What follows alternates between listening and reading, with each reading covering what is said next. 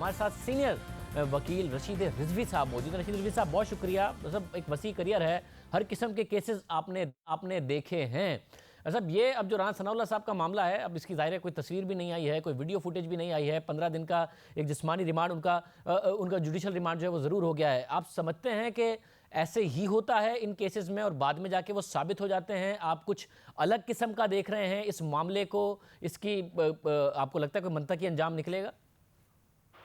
देखिए, ये बड़ा हाई प्रोफाइल केस है और अभी तक जो लोगों में बातें आ रही हैं जा रही हैं, वो अभी तक लोगों को यकीन नहीं है कि ये इसमें कोई सच्चाई है या सदाकत है।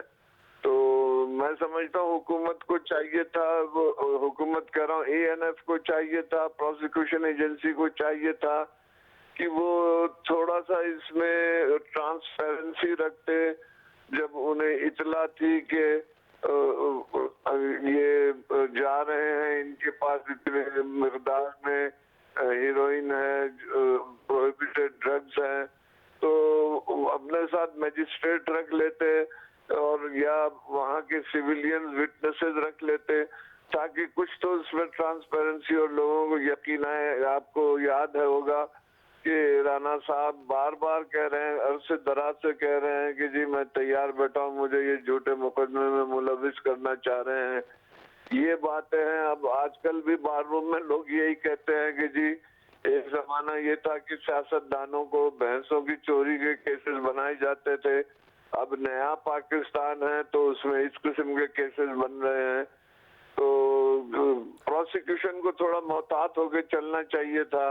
हालांकि ये बड़ा डार्क लॉ है एएनएफ का, उसमें जरूरी नहीं होता है सीआरपीसी के तहत के प्राइवेट सिटीजन्स को पार्टी बनाया जाए, लेकिन ये चूंकि जो आदमी इन्वॉल्व है वो फॉर्मर मिनिस्टर है, लॉ मिनिस्टर है पंजाब का, बहुत बड़े सूबे का, और फिर एमएनए है, तो मोहतात चलना था। अब देखते हैं ऐसे इसको देखते हुए, क्योंकि आपको क्या ट्रैक रिकॉर्ड क्या है इस किस्म के केसेस जो कि मंशियात की बरामदगी के होते हैं, उसमें कन्विक्शन का, क्योंकि ज़ाहिर सज़ा बड़ी सख्त है, उम्र कैद से लेकर सज़ा मौत भी हो सकती है, और इसको देखते हुए जिसमें अभी तक कोई वीडियो या तस्वीर नहीं शेयर की, हुकूमत के साथ भी नहीं की, जब हमने वज़ीर इत्तलात साहिबा से पूछा, तो आपको लगता है कि कन्विक्शन का कोई चांस आपको दिखता है इसमें, एविडेंस को देखते हुए और जो हिस्ट्री है इस किस्म के केसेस की जिसमें मंशियात बरामद हो?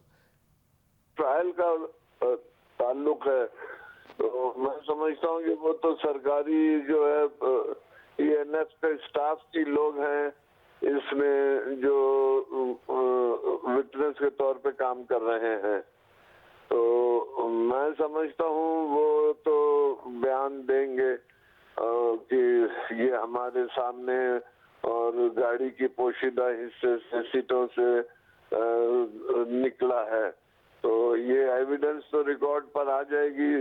लेकिन मैं समझता हूँ कि लोगों को जो कहा जाता है कि justice should not only be done but seen to have been done, इंसाफ ऐसा हो कि लोगों को होता हुआ नजर आए।